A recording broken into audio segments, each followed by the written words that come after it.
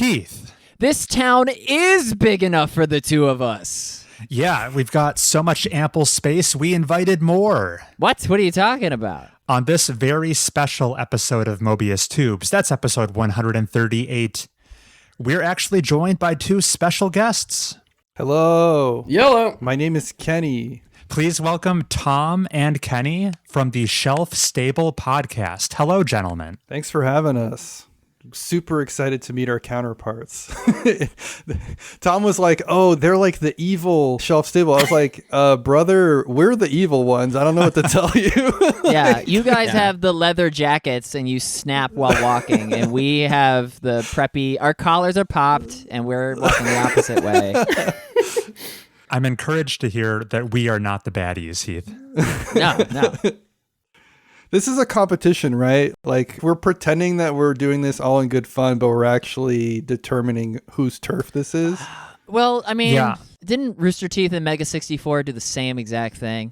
Oh, did they? Oh, shoot. Okay. I was going to say, can I be the Mega 64 in this scenario? Is Mega 64... Because I think they won. Is that like a Fortnite dance? Is that what that is? Yes, that's a Fortnite dance. Okay, yeah, you download it on TikTok. I see. Okay. I'm hip. So the funny thing about Kenny is that if it wasn't in a Minecraft movie, he doesn't know about it. Oh. Yeah, sorry. Gotcha. That frame of reference, yes. Okay. Like, he is a millennial, but ever since that movie came out, that's the only thing he knows anymore. They say millennial in physical heart condition, Gen Z at heart. So, listeners, we don't usually have guests on the show. Who are these guys? What are they doing here? It's no secret, Heath and I, we quite enjoy playing board games. I discovered the Shelf Stable podcast early this year. I started listening, I quickly became a fan, and I just happened to notice they are very often open to doing collaborations. I just happened to reach out, and here we are. They're on the show. We might even reciprocate on their show sometime down the line. Gentlemen, I have a few opening questions for you to introduce you to our listeners.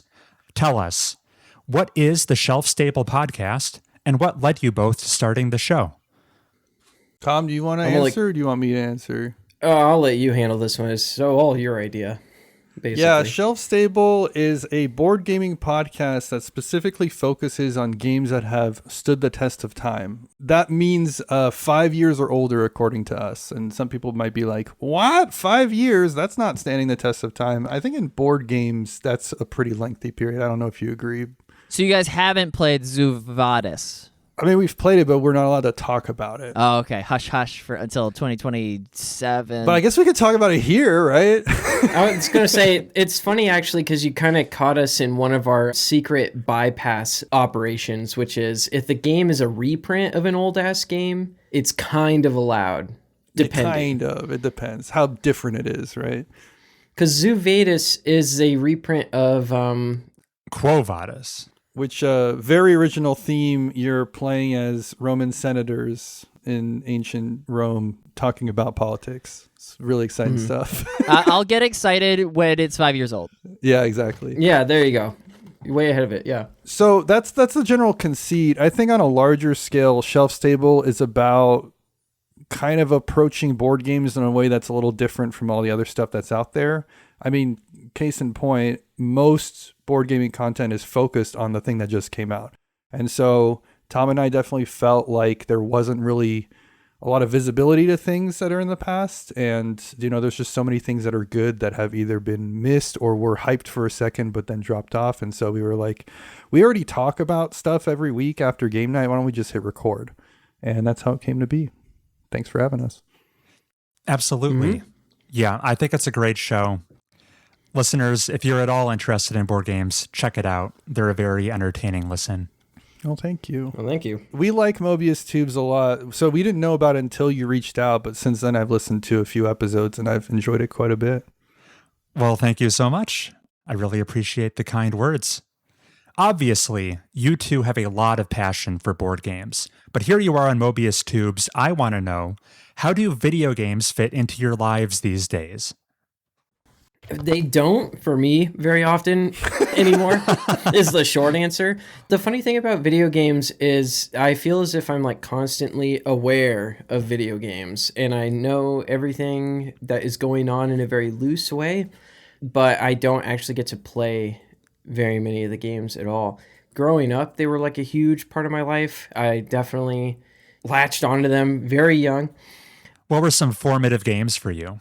Pajama Sam or Freddy Fish? I did play Pajama Sam a bit. Hell yeah. Really, really early on, a neighbor kid who lived up the street from me had a Sega Genesis, which was already a kind of an old console when I was in the 3rd grade, roughly. And he was a teenager and kind of over it. And he just gave it to me at one point, me and my brothers. And it came with, he didn't have like a ton of games. We had Jurassic Park and Echo the Dolphin and Mortal Kombat, some stuff like that. And my mom wouldn't let me play Mortal Kombat. So I played a lot of Jurassic Park. That's the guy with the blue shirt, right? Mm-hmm. Mortal Kombat? Jurassic Park. Oh, you're talking about Chris Pratt? You know, well, yeah, but I'm looking at screenshots and you play as a guy with a blue shirt running away from a T-Rex. Yeah, the famous blue shirt character from Jurassic Park. I was trying to unlock a core memory in him. I'm sorry. Blue shirt character. Sub-Zero also wears a blue shirt in Mortal Kombat. Yeah. There's a lot of blue shirts in video games, as it turns out, I think. I am Steve. Yeah, Steve. Yeah. So, but anyway, video games are always just sort of a part of my life vaguely, but these days I really get to actually sit down and enjoy them. But, we'll talk more about that probably when I get into the meat and potatoes of this episode, shall we? Excellent. What about you, Kenny? For me, I'm very much a Nintendo boy. I grew up on handhelds for the most part until I got like a GameCube when I was 10. But yeah, it was a lot of Game Boy up until then. I remember like losing my mind about the PSP for some reason, even though I had like been all Nintendo until then. Finally, another handheld. Yeah, I don't know why, but like I was so hyped on the PSP. So I think I got a PSP like when it came out. I think that's the only time I ever got a console when it came out. Whoa. Then I didn't play it very much. I had a friend who was like, "Oh, I can jailbreak that for you," and then just played a bunch of emulators on it. Nice. That's a good friend. Yeah, that's a good friend. Led me down the good path. As an adult / teen, young adult, it moved to PC mostly. Just a lot of Steam games. Sure, you're in similar company here. Mm-hmm. But yeah, I love The Legend of Zelda. I love Metroid on the Nintendo side. And then I would say I'm a big fan of, like, I played a ton of Overwatch the first 2 years. A lot of Destiny 2. Although I don't know if I'm an appreciator of Destiny as much as a victim. I definitely got out of that when my sanity was still good. And then, yeah, I like a lot of indie games, a lot of roguelikes, things like that. You know, the usual fare. Now, Kenny, one thing I actually don't know about you is like, were you constantly at odds with your mom or your parents over video games? Like, were you staying up late, violating bedtime, like sneaking around, trying to get extra time in with it? The funny thing, so I didn't have some of the stuff that you had to deal with, right? But like my parents were pretty lenient, and then I would still abuse that. Like they're like, you can play hours, and then I'd be like, good night, I'm gonna play my Game Boy SP under the covers. So yeah, they have a lot of fun poking me with that nowadays when I'm an adult, and they're like, you're gonna have to deal with that with your kids soon. For me, it was like a literal war almost, like me and my brothers versus my mom. And I feel bad about it in retrospect because it's like my poor mom's just like trying to catch a break. Like she's just like, I don't want to be finding you at 1 a.m. on a fucking Animal Crossing. I don't know if it was like the ADHD or just an addictive behavior, but I struggled. 1 a.m. is when the best song of the soundtrack plays. Exactly. It's true, exactly. Yeah. Only time you can hear it. And then the ghost comes out and shit. Like there's some whack stuff you could be doing at 1 a.m. on Animal Crossing. Yeah, Chris, you got to start playing Animal Crossing. Apparently, only during the night. That's peak gaming time. Yeah. All right. It's pretty funny that this topic has already come up because I had this question pre-prepared. But given Shelf Stable's tremendous passion for the Minecraft movie, can we expect any upcoming coverage or banter around the Super Mario Galaxy movie? How hyped are you two? Oh This is boy. super I'm so exciting. glad you invited me in on this. Okay, so you need some context for this. I don't know if we've mentioned this on the pod, but I personally thought the first Mario movie was fine. Tom lost his mind. Somehow Tom became the Joker and was just like, all of society is cooked. I'm the only one that understands that this movie is the worst movie ever made. And he literally at our game nights, he would like interrupt the games we were playing just to like go on a huge rant and argue with someone else who was literally just trolling them. Just to be like, this movie's worse than anything that's come out in the past 20 years. So the short answer is I will be going to see it with my kids in theaters to, the frustration of Tom. Tom is literally boycotting the movie and trying to get people in our Patreon Discord to boycott it with him. That's where we're at. He makes it sound like I'm on like some kind of warpath. But no, I've not even really talked about it that much, but I fucking hated that first movie for sure. So like, the journey for me with that movie was like, I heard about it and I saw Illumination, I saw the early animations, the trailers, and I was like, this looks like it could be decent. And then it comes out and pretty much everybody is like, I saw the trailer, the full trailer that gives like the penguins and Bowser. Sorry, I jumped ahead there. I saw the trailer that was like Bowser and the penguins and all that. And I started to be like, I started to feel sus about the story. And then it comes out and everybody basically was like, okay, it's by the numbers, it's cliche, it's kind of dull, like storytelling, but it looks beautiful and blah, blah, blah.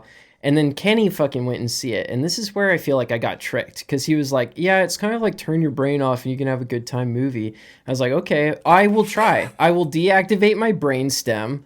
I lobotomized myself. I like went to the shop and like got it done. And I brought my kids to fucking see this movie. And it's not just generic bad. It's like offensively bad to me. It is so awful. It's just an outright unpleasant movie. And this is marketed to children. And it made like $1 billion. And it fucking sucks. It just is like, it like shits in the face of the spirit of Mario as a franchise. And I can't believe that they got like, if I were like fucking Miyamoto and I saw this be the adaptation of my character, I would kill someone. or commit Sudoku, yeah. I can't believe that he like greenlit a sequel. My grievance with the Super Mario Galaxy now movie is more specific, but no less fervent. You know how they're using popular licensed tracks in lieu of... There's classic Mario tunes in there, but if a chase scene is going to be to take on me as opposed to some jungle japes. Yeah. This doesn't really bother me for those first two, but now that I know they're making a Smash Bros. Movie, with the Star Fox tie-in, I dread not getting the Super Smash Bros. Brawl soundtrack in full cinematic glory. They're going to use, like, This Is My Fight song for the official soundtrack. Yeah, God. And it's going to crush my childhood. Everybody was kung fu fighting. Please, no. Oh. All I want is a full-length subspace emissary. Tom really got into Smash. I think he won like a office tournament or something at a certain point. He doesn't try to brag too much, but I came in second at my last job when someone did a Smash Bros. Tournament. No, yeah, there was one guy who's a lot sweatier than me about it, but I'm okay at Smash overall, I'd say. Does that answer your question, Chris?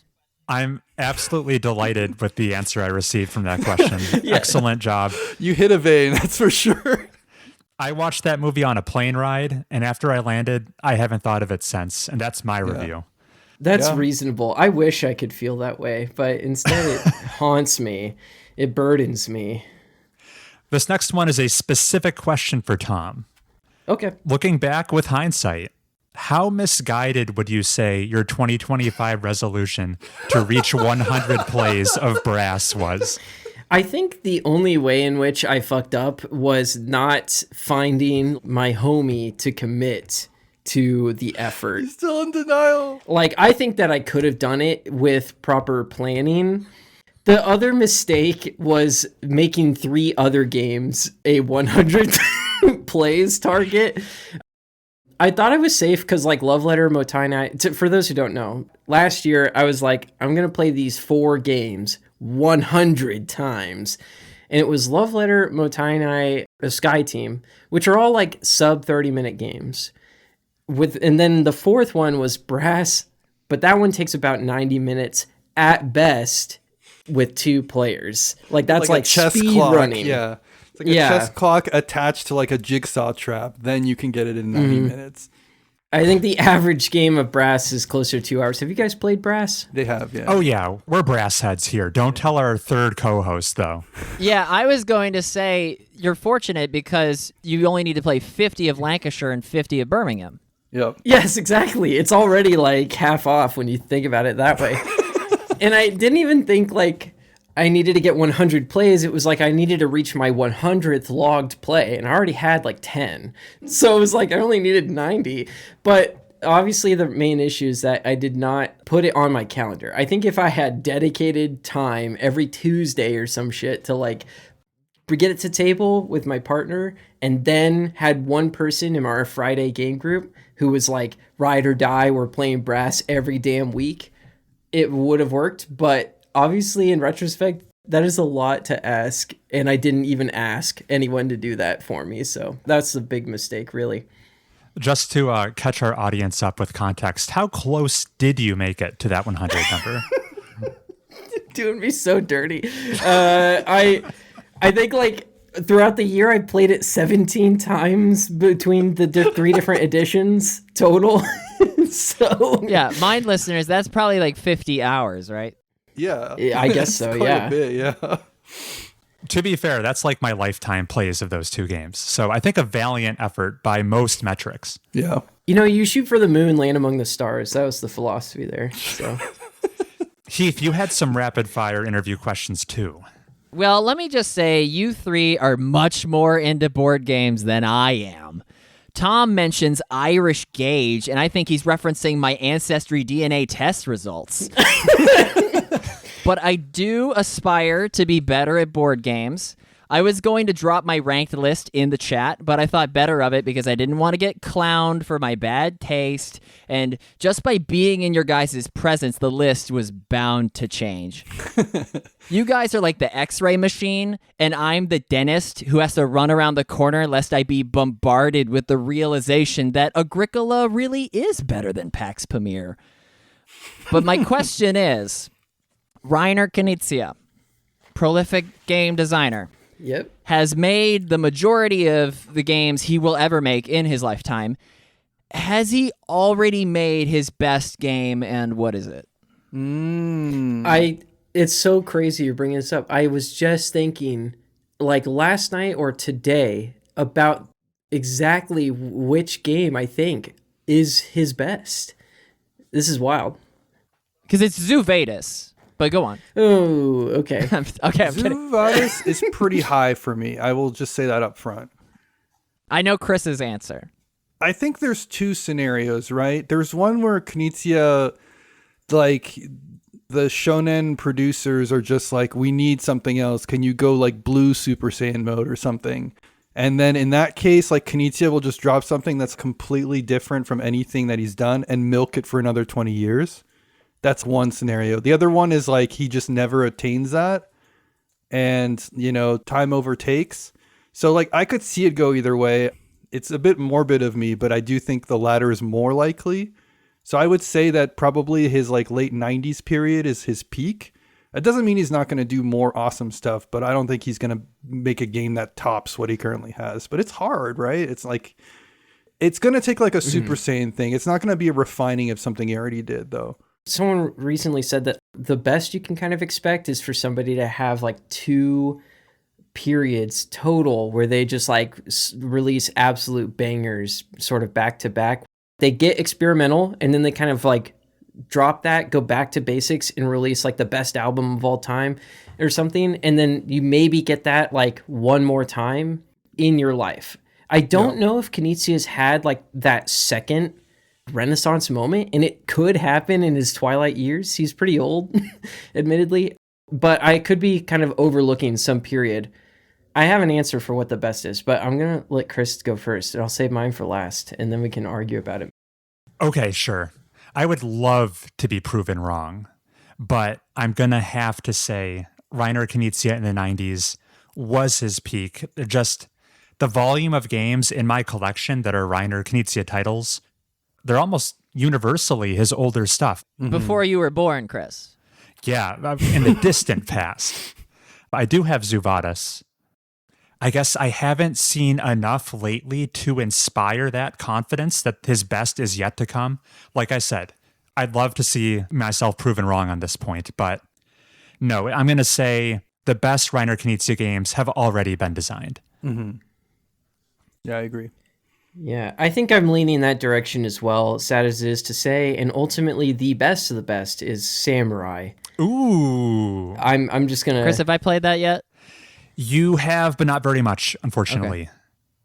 You are familiar with his Tiling trilogy because you've played a lot of Through the Desert and a lot of Tigris and Euphrates. Oh, Samurai is the one with the towers and then the boats I forgot to use. Yes. Okay, thank you. Didn't use them? Heath. I thought they were decorative. The thing about Samurai, so I was thinking about this because of Gazebo, which has come out recently, and it's a reprint of another game of his called Chin. It's not just a reprint, but it's like a redesign where they streamlined elements and made it better than ever, and for whatever reason did away with the wartime China theme and made it this sort of like cutesy pastel generic backyard renovation theme, I guess. It doesn't really make much sense, but it doesn't matter because it's pretty abstract. Mm-hmm. And I think it encapsulates a lot of Tigris and Euphrates gameplay while stripping away a lot of stuff that gives T&E a lot of flavor and probably has strategic depth that Gazebo does not have as a result. But you get a lot of similar elements with sort of these warring areas that can subsume the other ones, and you're getting this stuff out on the board and switching it out, trying to win by scoring out. But the game that I think does a lot of the same stuff, that is streamlines and simplifies a warring periods play style down into something abstract and elegant while still holding on to just a shitload of strategic depth, is Samurai. It's just like more and more for me, like becoming the most peak Knizia game. It's the game I want to play the most of his. This is good, Tom, because I was afraid that you wouldn't do any hot takes on the podcast when it's like not our podcast, but you're proving me wrong. I can get with you that Samurai is excellent, but to say that it's an improvement on Tigris and Euphrates, they're just completely different games. I don't even see where the overlap is. It's not exactly that it's strictly better. It's more like it hits all the notes I need it to hit, and it does away with some of the things that can feel clunky about T&E. That's just me. There may not be an overlap, but let me just say, while listening to Shelf Stable, I sit up every time you guys describe a game as a superior version of a game I like. Just know for future episodes, anytime you say such and such replaces T&E, I spit out my coffee, rub my eyes, and make a thumbnail face. Yeah, we gotta just start abusing that. Just like, yeah, Monopoly Deal replaces Taj Mahal. It's just like they're basically the same game. Yeah. I'm picturing you like spitting out the cereal, being like, bye, Mom. And you get in the car and immediately drive to the store to like buy whatever game, only to find out that it's not been in print in like 40 years because that's the conceit of our show. And you're just like, oh, fuck, I forgot. Chris, I have one more question and then we'll throw it back to you. Have I played a Roland Wright? This is, you're asking us? What is a Roland Wright? I think it's funnier if you two answer this question, so go for it. Have you? Yes, I think you have. Almost guaranteed you have. It's definitely not in your wheelhouse. Like the list that you've put together, the two of you, it's like it wouldn't even touch it. But you must have. Here's how I know you have. You just sound like a guy who's played Yahtzee. Oh. Yeah, there you go. What are you writing in Yahtzee? Oh, write your numbers. You're saving down. your The scores? numbers. Okay. Yeah. I'll say, Heath, I have never brought a roll and write game to one of my game nights. Oh, because they're simplistic. Okay. They're too stupid. They're like very low IQ games. Pictionary is a roll and write. I'm trying to let me look up roll and writes and just see what's the hotness. Well, there's like Welcome to. Yeah, that's so clever. Hadrian's Wall, I guess. That's a thinkier one. I do like Hadrian's Wall. That's one of the rare ones that I'm like a fan of. Marabunta. Yeah, Marabunta, that might be the one that Chris brings. You will have to find out. Stay tuned, listeners. Ooh. I've exhausted my list of questions. Did you have any more, Heath? I have one question for you all. Okay, throw it back at us. Because I do know you've mentioned in the past that Mobius Tubes is specifically a reference to the card in Cosmic Encounter.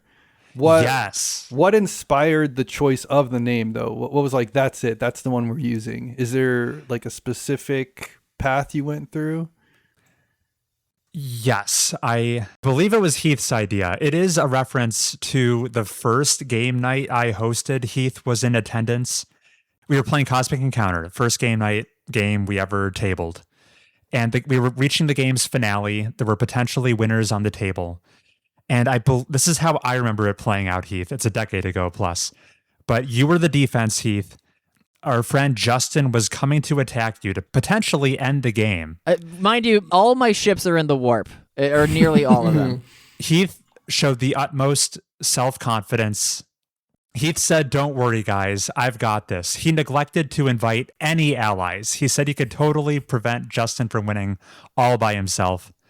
And then the card he reveals, I'll reiterate, this is his first game ever of Cosmic Encounter. The card he reveals is Mobius Tubes, a card that's not able to be legally played in this context. Right, it's out of phase. And wouldn't help him regardless. And Heath goes on to lose, Justin wins, and the game is over. Oh, no. So the title of the podcast it harkens to having fun with friends and also a living hell for me. That's pretty great. See, this is like a nice little nugget. Like, I love hearing those stories of like, yeah, this is why this card is significant to me. When you can create those kind of moments, it's like pretty dope. Yeah, the titular tube is also like a channel for entertainment to flow into people's lives, but also just it's sucking me into purgatory. Nice. You've been getting sucked in for like 7 years now. 6 years, yeah. This is also like another piece of evidence that Heath is the like, negative version of me or whatever we're going with for that. Like that. Yeah, because I would do the exact same thing. Don't worry, I got this, and then completely, yeah. It's almost exactly what happened during Twilight Imperium. I was like, "Oh, I can win," and it was like, "Oh no, you forgot the rule that we said at the beginning 6 hours ago." Oh, fuck! Classic experience. Yeah, thanks for getting us to divulge that little bit of friendship lore on the show. Yeah, the lore. All right, with that, I think we'll take a break. We'll insert our transition music. And when we come back, we're going to touch upon games we've been playing. We'll see you then.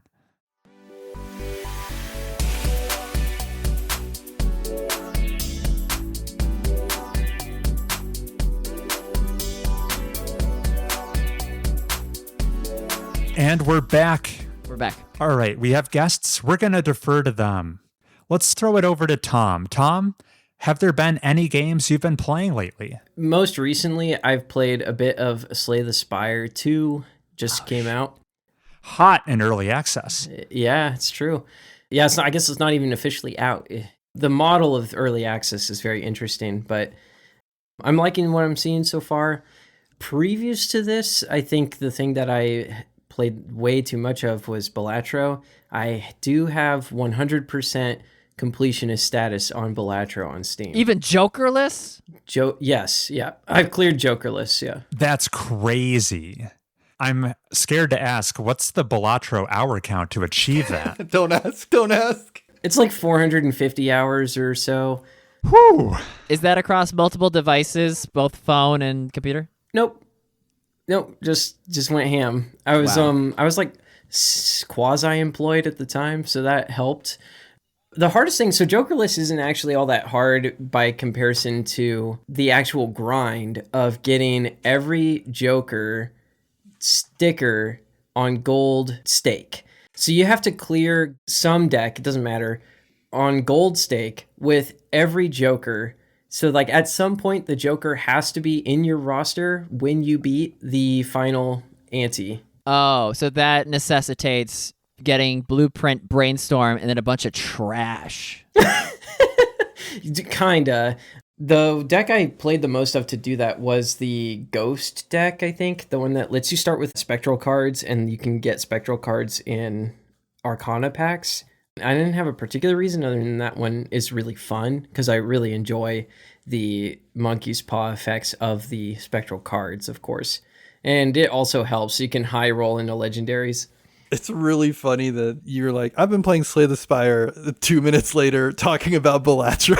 It's just like... It was his bridge. That was a little juke and jive just for you.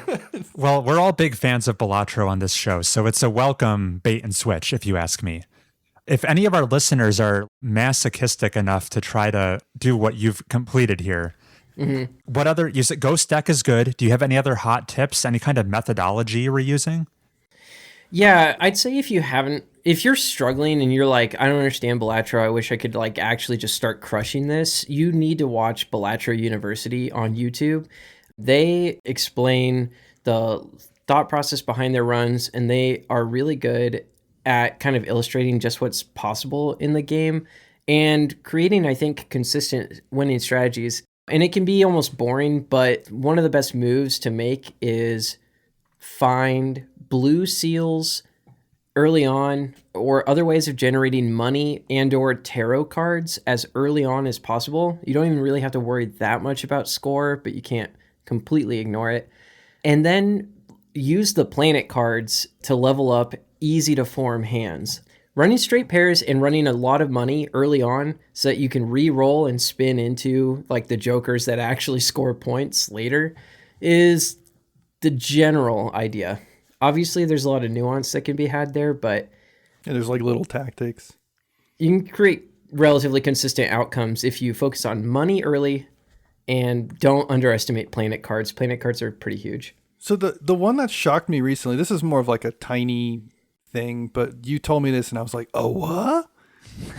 Was you can rearrange the jokers while it's checking and running stuff. So if you have a blueprint to the left of one thing, but then you want it to check the multiplier later, you can literally in real time move it next to the thing when it does the multiplier check, and then you can move it again next to the money thing when it pays out cash at the end. That's wild. Balatro is a reflexes game after all. Yeah, there's dexterity. Yeah, it's like an edge case generally in my experience, but to clarify what exactly Kenny's talking about is like the lineup of the jokers will matter going into the blind, and then once you commit a hand for scoring, whatever position the jokers were in, as soon as you hit play, it starts scoring the hand. Whatever the lineup of the jokers were is going to trigger. Your hand also triggers from left to right. So if there's like stuff that it matters which happens first in your hand for some reason, because some jokers do that or care about that, you can make sure to rearrange stuff there. But yes, while the hand itself is scoring, if you move jokers over that have things like that trigger, say like there's like the rocket ship, which gives you extra money at the end. If you have something that doubles like blueprint and you move it over, it will give you 2 rocket monies because it won't check for that until after the hand is done. Even if it's already given 2 for another thing, it'll still give 2 for the rocket. Does that make sense? Interesting. Yeah. That's wild. Tom, since you're the greatest authority on Balatro I'm likely to ever speak to, I want to confirm something I think I heard you say. With my relatively puny, 30 hours in this game or so, I've often used flushes as a crutch as my preferred hand type. It sounded like you might have been partial to like high card and pair though. What's up with that? He loves pants. Yeah, exactly. Pants is a great card. I do love pants. Getting pants square joker is like just a fun time. I really don't know why. It's ironic because you record in the nude. Yeah. You don't? But flushes as a crutch is kind of funny. I think there's like some arguing about the use of flushes or the power level of flushes in the Balatro community, which I don't participate a lot in like what people are saying. This is just going off the vibes I get from YouTubers. The thing is that they're consistent, or at least more consistent than other forms of hands, and they're pretty easy to recognize when you have them or when you're close to them.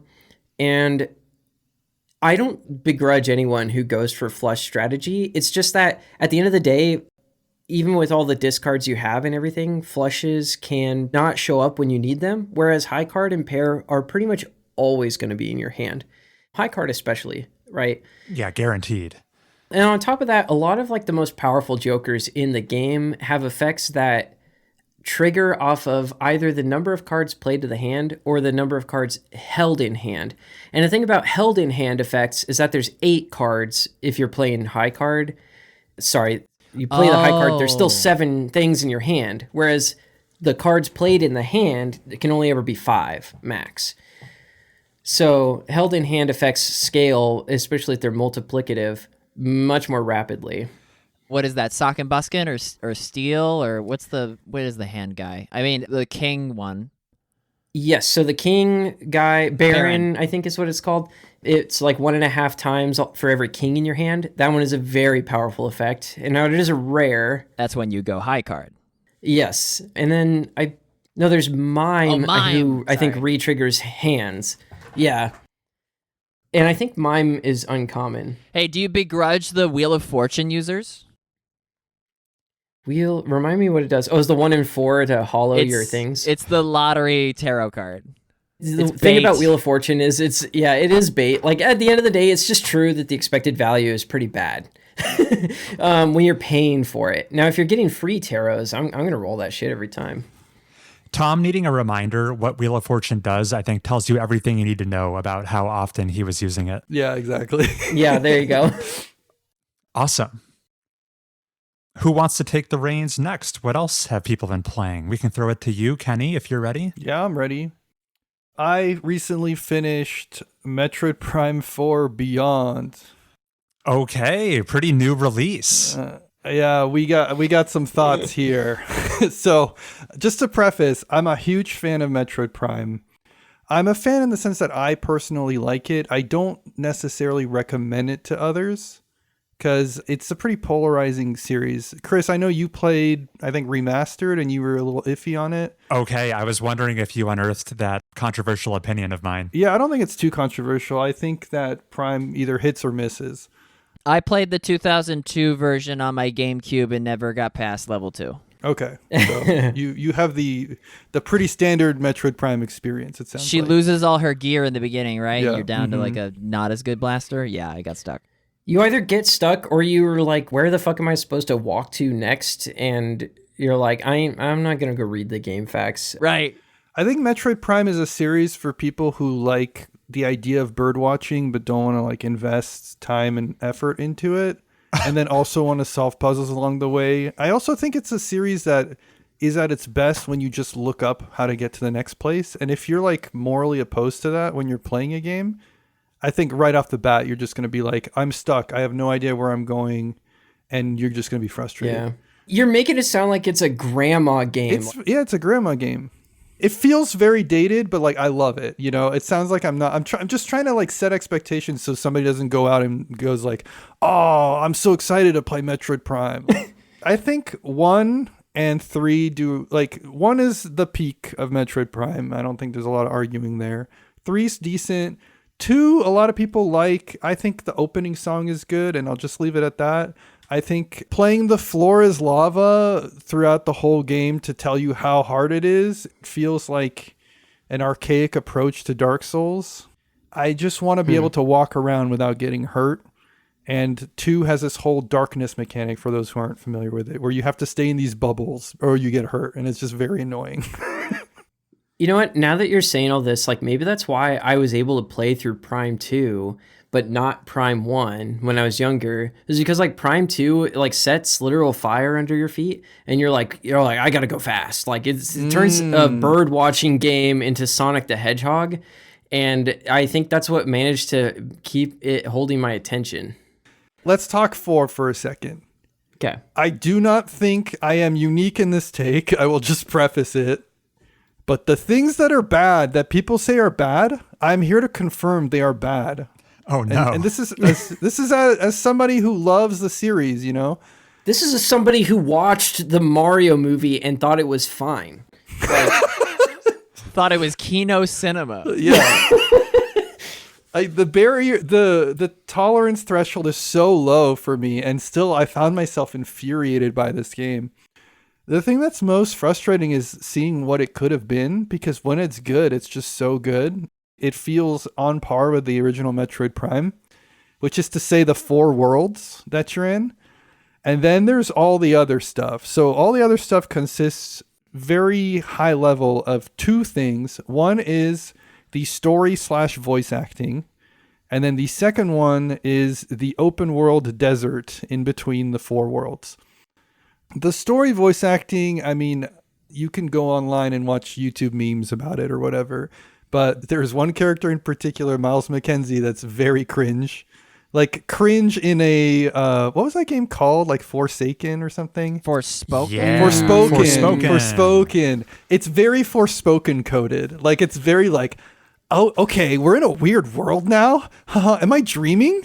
Somebody help me out. He's right behind me, isn't he? He's right behind me, isn't he? You know, and you're just like, oh my God, please. The sins of millennial style writing, maybe. Yeah, exactly. You're hitting the plus on your Switch and you're just like, please, please, please skip. And then you can't, you know. But anyway, yeah, it's just like that cringe dialogue. I'm fine with it. I have a weird conspiracy theory that they added the voice acting because the game wasn't finished and they needed to make it longer. I think that's a conspiracy theory because that's a lot of money to throw at it. But without spoilers, I will say that the ending really puts into perspective a lot of the voice acting in a way that makes it way worse. Of like, oh no. Yeah, it just feels so phoned in at the end. And the sins that you could forgive from the voice acting get put in front of you in a way that is just like, now we're focusing on the voice acting as the last part of this game instead of Samus and the game. And even that is executed so poorly that it goes from being cringe to just straight up frustrating.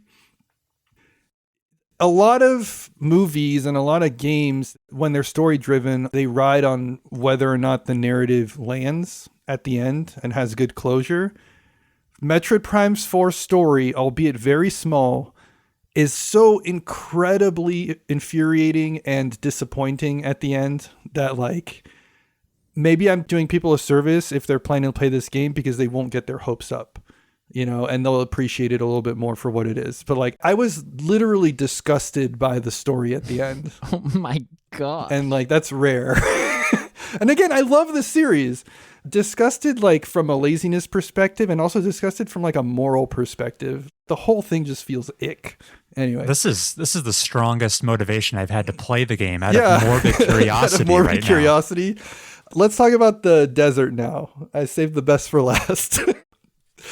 In my opinion, the desert is a way worse part of the game than the voice acting. Because again, the voice acting is only really bad at the end of the game, and the rest of it is just cringe. That's fine. There's plenty of cringe in gaming.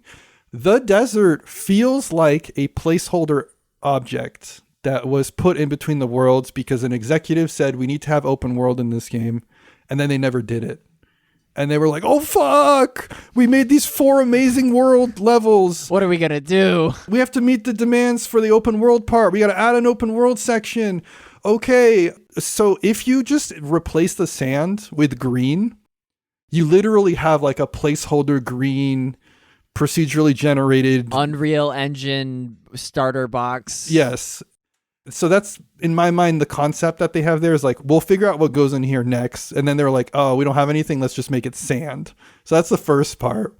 There's not like objects, because you think like Wind Waker. Wind Waker, some people complain about that. I think it's actually fun. But like, there's a lot of stuff going on in the ocean. It's not just an open, empty area. This is literally like, there's like a rock once in a while. So then they were like, well, people need to do something here because otherwise they're going to complain about there being nothing in this area. So they have these green crystals that are scattered, and there's like 2,000 green crystals out there in the sand area. If you collect enough, you unlock things that are like pretty minor. That's fine, okay? I don't mind having a mini game where I try to aim to hit those crystals as I'm crossing the terrain to the next area. Can I roll into them as the ball? You can't. Okay. Oh, what? You're not allowed to ball. You can only hit them as your motorcycle. You can't ball in the desert? You can ball in the desert, but it's very slow because it's a big desert. So you got to get on your motorcycle, which is a new thing. Oh. What? Yeah. With how disastrous the ending was from a narrative perspective, have they set up the potential for more Prime games, do you think? I don't think so. I mean, they closed this story. They didn't really hint to much other. I mean, I don't think they're really setting it up, although they're not making it so that it's like a full closure either. You know, it's not like the whole universe explodes and Samus dies. Like, I think even canonically, this is very nerdy now, but canonically, Prime takes place before Fusion and Dread. So they couldn't actually kill Samus even if they wanted to. Sure. But I don't think there's any hint of a Metroid Prime 6 or well, there's definitely not of a 6, but there's not of a 5 with the end of 4. Real quick before we get too far away from the desert. So these crystals, right? That seems fine. Right, 2,000 of them. Except that halfway through the game, you realize, oh no, these are a requirement to finish the game. This isn't like 100% thing. These are required before you fight the boss. And that's got to be because they ran out of time and they're like, oh, this game's not long enough. So halfway through the game, you realize, I can't be skipping these. I got to actually collect all of them. And you get to... It's all of them. Not all of them, but like nearly all of them. It's like 80% or something. But you have literally, I mean, maybe it's different for others, but you have this window where you finish the very last thing that you need to do in the game before you go to the final boss area. And then you have a stretch of like 2 to 3 hours of you running through this desert, hitting these crystals over and over. And this is bleeding a little bit into our discussion topic, but there is an existential moment where you almost have like an out-of-body experience and you're looking at yourself from above you and you're like, what am I doing with my life? I'm like driving around in the desert hitting crystals for 3 hours. It's like insane. It's like Sims game worth of green crystals. Yeah, it's like if you had to collect all 150 Pokemon before fighting the Elite Four. It's like insane. Yeah, because Chansey never shows up in the Safari Zone. Exactly. And apparently all the math, we were wrong about it all these years. I don't know if you saw that video in your recommend. What? But like, the Safari Zone math works completely differently than everybody thought. Some ROM hackers looked into it. Okay, we'll talk off pod. I'll send you the link. Yeah. Okay, good. Sounds like you're blowing Heath's mind right now. Yeah. Okay, one more thing on the desert. So they were like, oh, it's not exciting because after a while you get bored of the crystals and you're not like fighting, you're just driving. So they add enemies. There's only 2 types of enemies and they come up randomly just for you to shoot them, right? And in principle, that makes sense. The first time you hit it, you're like, okay, they added an exciting fight thing. Except there's only those 2 enemies and they come back pretty frequently. I would say every 10 minutes. I can run over them with my motorcycle, right? You can't. You can only shoot them. What? And they are very, very annoying to aim at because you're driving fast and they're moving fast. And the problem is that if you don't hit them, they don't kill you, but they just get in the way of you hitting the crystals. Like they like interfere. So you have to deal with them, and it literally feels like you're swatting flies. Like there's like a swatting fly mini game while you're doing this collecting crystals mini game, which is all in there to extend the length of the game. It's insane. I don't understand why they didn't just let it bake for like another 4 years. Honestly, I'm not in a hurry. If they have to spend another 4 years to make the desert not suck or to build up a case so that they can argue against the open world concept to begin with, by all means, be my guest.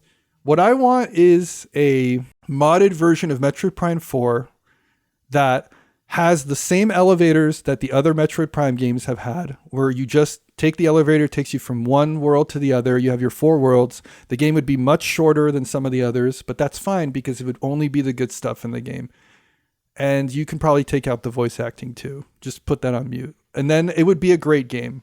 And I would gladly pay the amount that I paid for this game. I don't understand this requirements of there being an open world and for games to last a certain length. Like, I mean, look at like some of the best indie games that have come out in the last 10 years.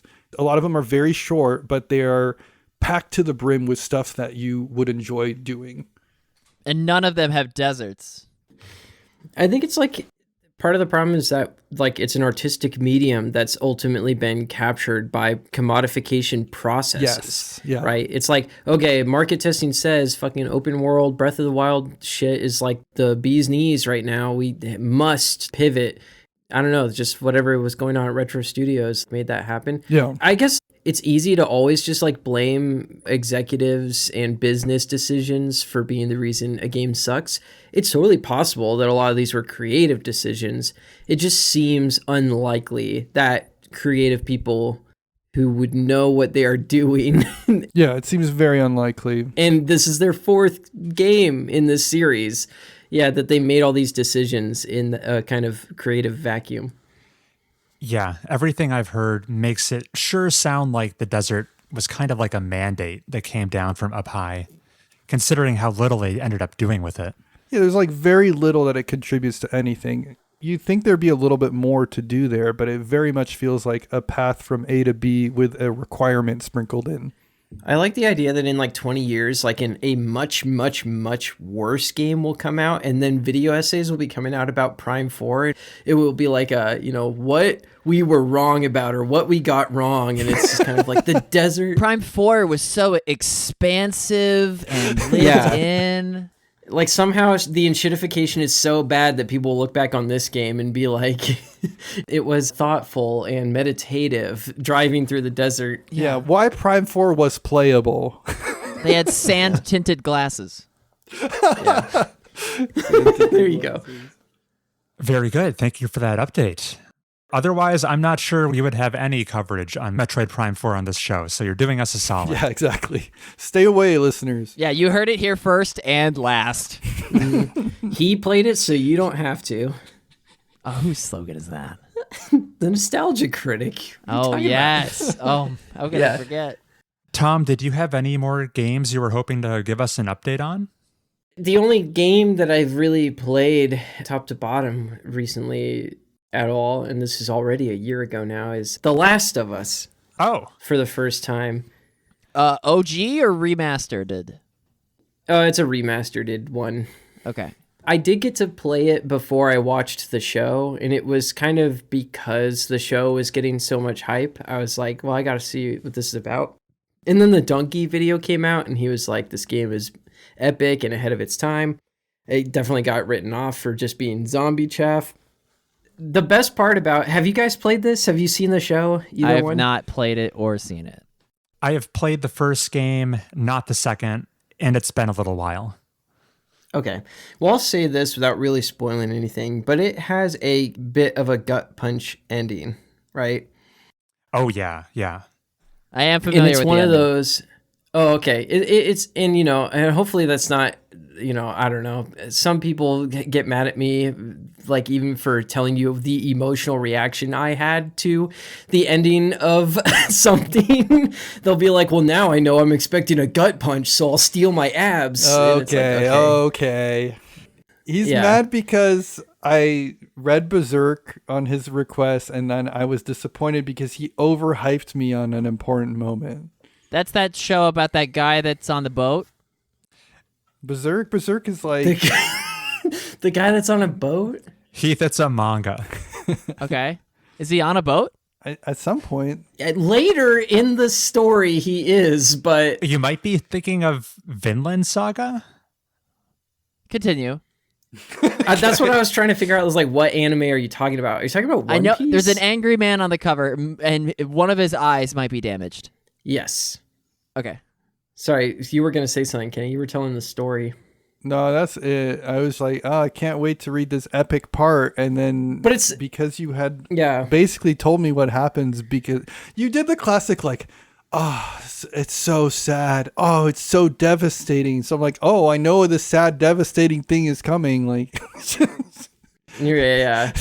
I do And, think that's to be spoilers fair- from an impact perspective. It's supposed to shock you. And now I'm doing it. Now Chris and Yeah. Heath can't read/watch it without, I'm part of the problem. Yeah, it's all over. We've wrung that towel dry. It's like, I'll never read Vinland Saga. yeah. That's the other thing, though, is like Berserk at this point is like 40 years old. Like it's on your head a little bit. And then same thing with Last of Us. It's like 200 years old. The Last of Us, the best part though is when you know how exactly it ends and then your partner doesn't, and then they watch the show with you because you played the video game, and they're getting like into that episode and they're like, this is going to end happily ever after, right? And it's like, you know. You give him the eyes, like the just you wait and see. Yeah. That's got to be so annoying for your partner. That's the thing is that when she does that, I go like, okay, do you want me to actually tell you, or are you just like saying words? And she's always like, no, don't tell me. and then it happens. It's great. She did read Berserk too. Very devastated by it. It's Very rough. sad. It's a hey, you know what? It's not a romp in the park. I'll say that. It's already a pretty like violent, fricked up thing, and then it goes even crazier than you could have guessed. Except if Tom keeps saying that, and then it's about as crazy as you predicted. But it still hits pretty crazy. I'm just Chris, saying. are you gonna read Berserk? It's probably, I've been trying to hold out for like a decent anime adaptation, but that might not be happening anytime soon. I might be forced to read it. It's impossible. I do think that if you watch the 90s one, it's good enough, honestly. It's probably the best we'll ever get, realistically. Is it dubbed? Yeah. You can watch it on YouTube, pretty much. There you go. Heath, Yeah.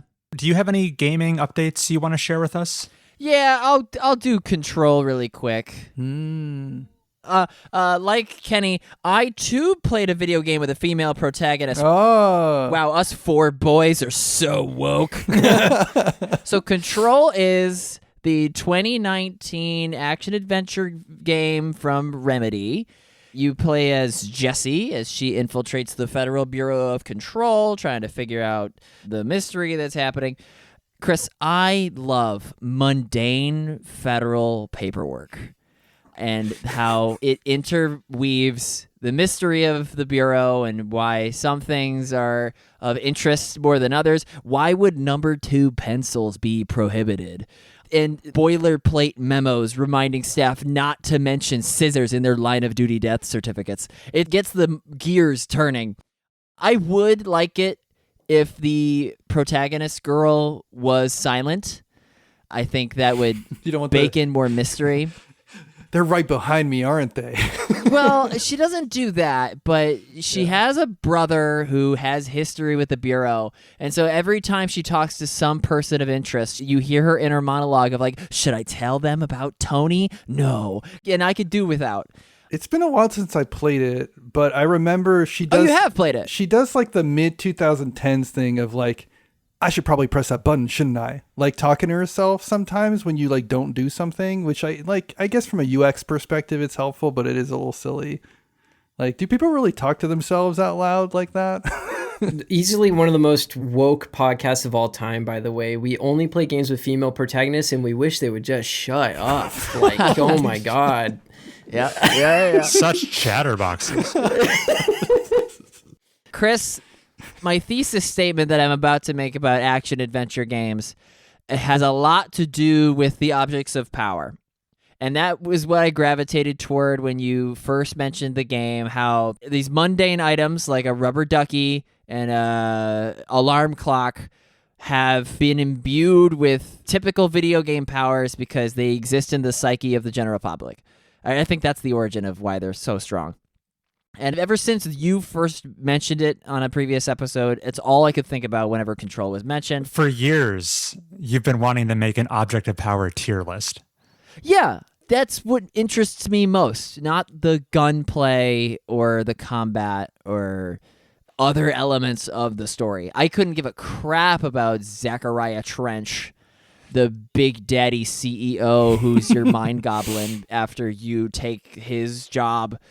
The floppy disk, which gives you the telekinesis powers, a la Dead Space. I called it the problem eraser. That power-up is so good.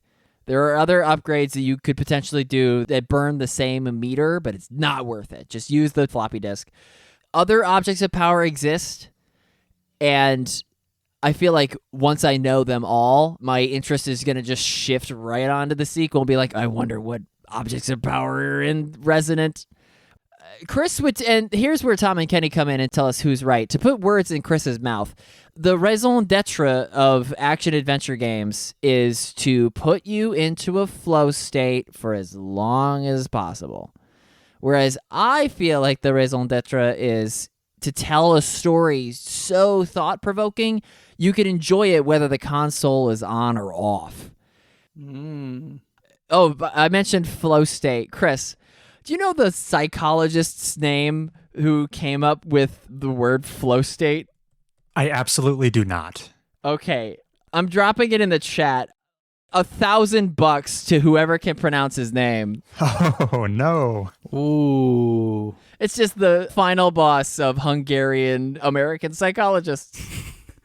That is a tough one to pronounce. It's Mihaly Csikszentmihalyi, Oh. and he came up with the term flow state. Mihaly Csikszentmihalyi. So Chris can never forget every time he thinks of that.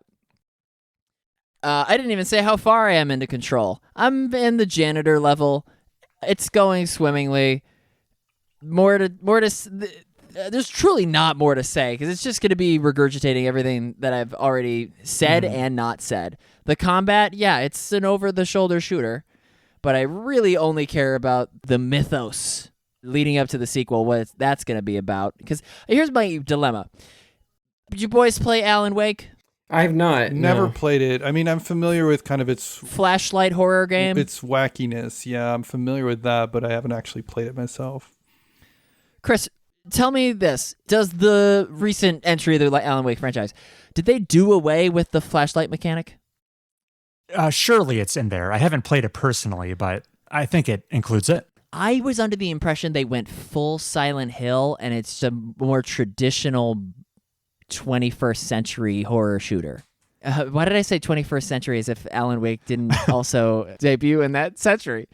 My fear is that Control Resonant leave behind the objects of power and be like a more typical shooter, and I'll just totally lose interest. But I will be the judge. That's Control. Yeah, I look forward to hearing your later updates, especially since I do think that game saves some of its better tricks for last. Maybe I'm hyping it up too much. Oh, boy.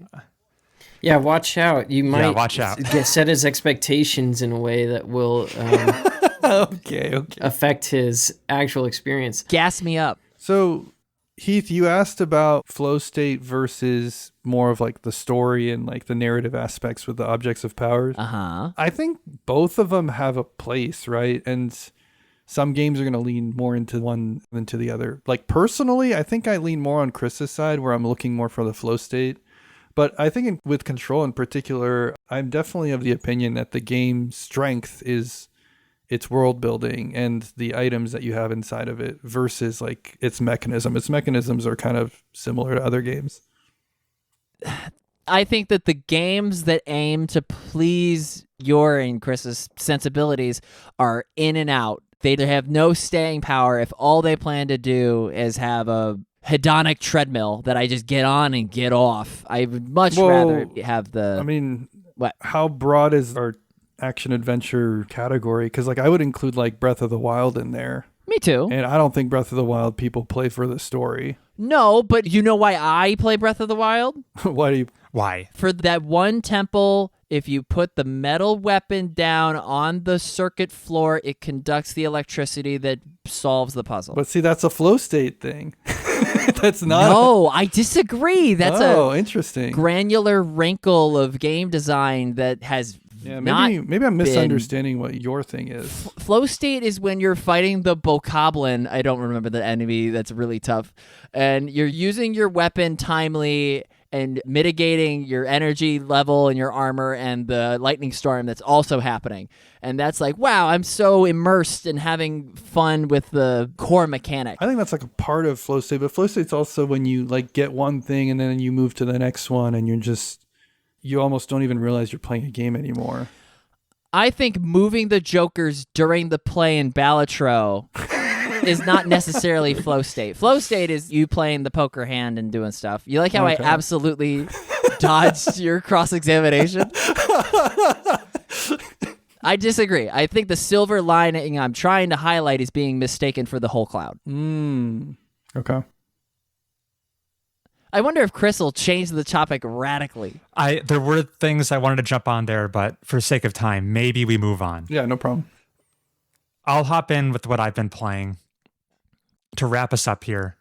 Yeah, what cultural touchstone have I brought to discuss with my guests? What game that's, decently recognizable that they could weigh in on or maybe share an opinion?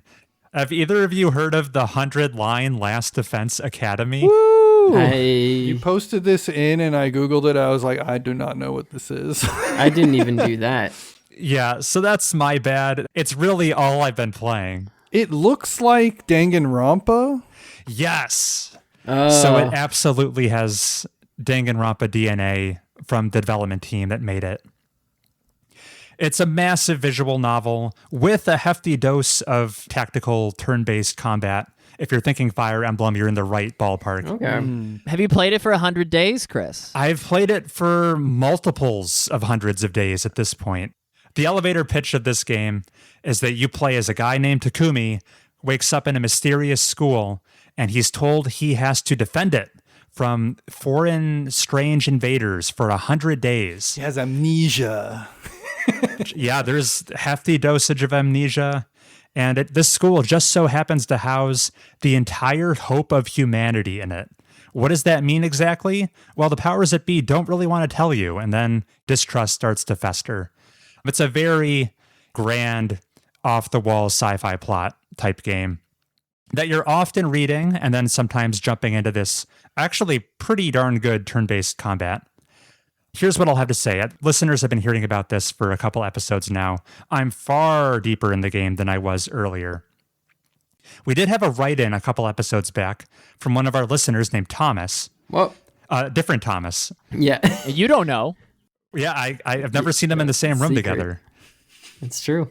His experience with the game, he was describing it that it more closely resembled 21 different games all trying to fit inside the same trench coat, rather than like a single cohesive experience. And I don't doubt Thomas when he says that. I think that actually will be the experience many players who pick this up might have when they jump in. But just to provide a different data point, that hasn't been my experience with the game at all. My playthrough, which has been 80 hours at this point, has been an uninterrupted, compelling sci-fi drama. The plot twists and reveals have been well paced to hold my attention. The stakes have remained consistently high. The whole thing has been tonally coherent. I personally haven't been able to relate to Thomas's criticism even remotely. So, with all that said, what do I make of that? I believe any listeners thinking about embarking on the journey that is 100-line Last Defense Academy should be aware that your mileage with this game can vary wildly.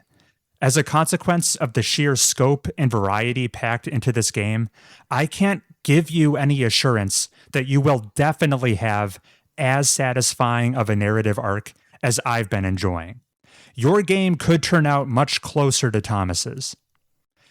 But hopefully, for like a segment of the players out there, that uncertainty could actually be a selling point. It gives me a little sense of thrill every time I hit a branching decision, knowing that my narrative could be about to veer off in an unexpected direction. Anything could happen. And speaking of those branching narrative decisions, I've made a bunch of them by this point. When they pop up, they routinely knock me on my ass. They're so hard, especially the first handful of decisions you're forced to make. Each one had me thinking either option I choose is going to completely alter this playthrough, isn't it? They're consequential. They always have compelling reasons for all the options. Maybe the most egregious example, upon seeing one of the more recent decisions I was being asked to make, I stared at the screen for 5 minutes, deep in thought, then alt-tabbed to desktop, hard quit the game, and went to bed. I just couldn't deal with it. The stakes were Wow, too geez. high. The implications were too far-reaching. It was incredible. Obviously, I'm very high on this game. I do have one concern, and it's a big one. And that is just that I am 80 hours in, and I've seen exactly 2 endings so far. Just a reminder, this is a game that's advertised to have 100 endings. Oh my God. Am I going to be playing the 100 line for the rest of my life? That's what it feels like right now.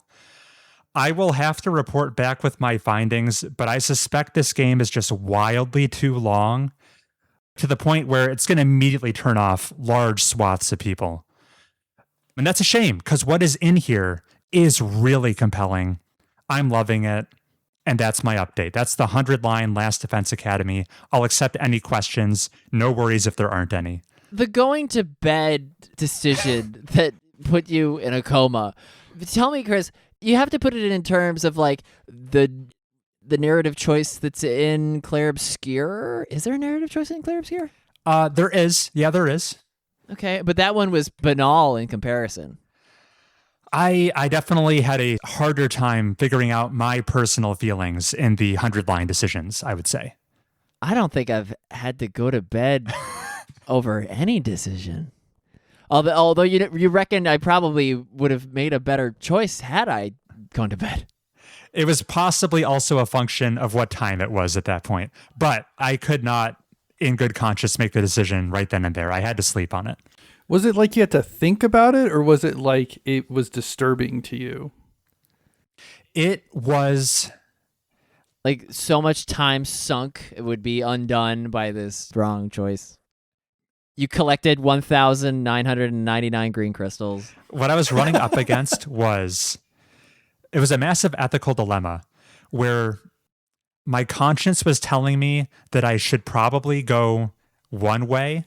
And then when I was putting myself in the shoes of the characters, I think selfishly, if it was actually me there, I would go the other. And I was having trouble reconciling those two thought processes. There was like a trolley with 4 of your characters, and then there was another trolley track with the. But half of those students in the school are so small, they could probably fit between the rails and not get hit by the trolley. That's the funniest when you. Why do you think the characters are so small?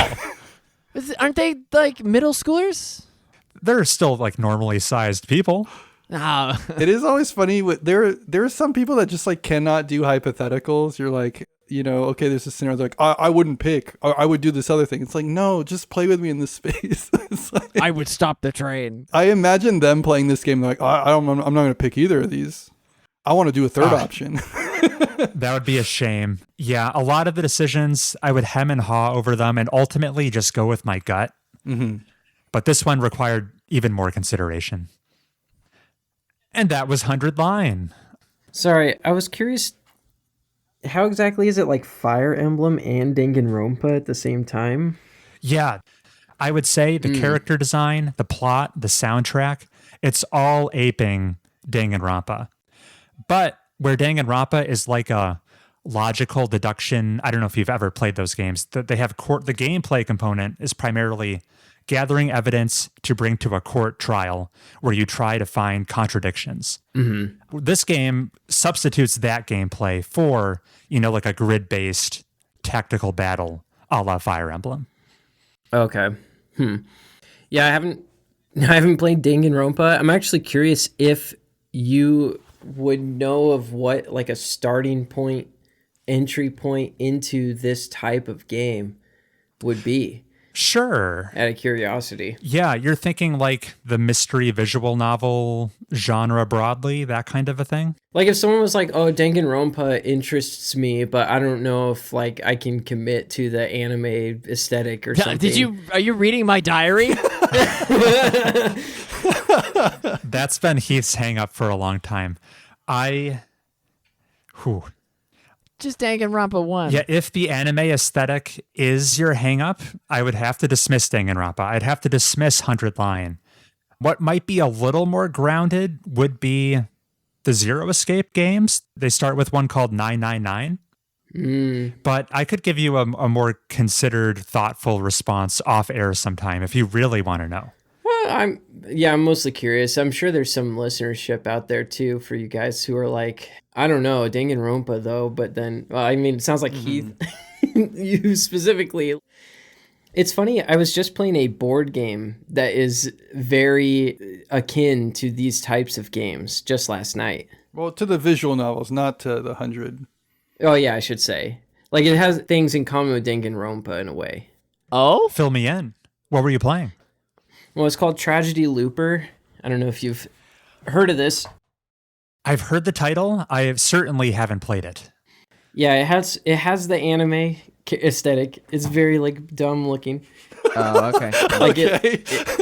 Heath is out. it looks like mobile ad anime. That's how I describe it, which is a little unfair to the artist or Very whatever. dumb looking. They try their best.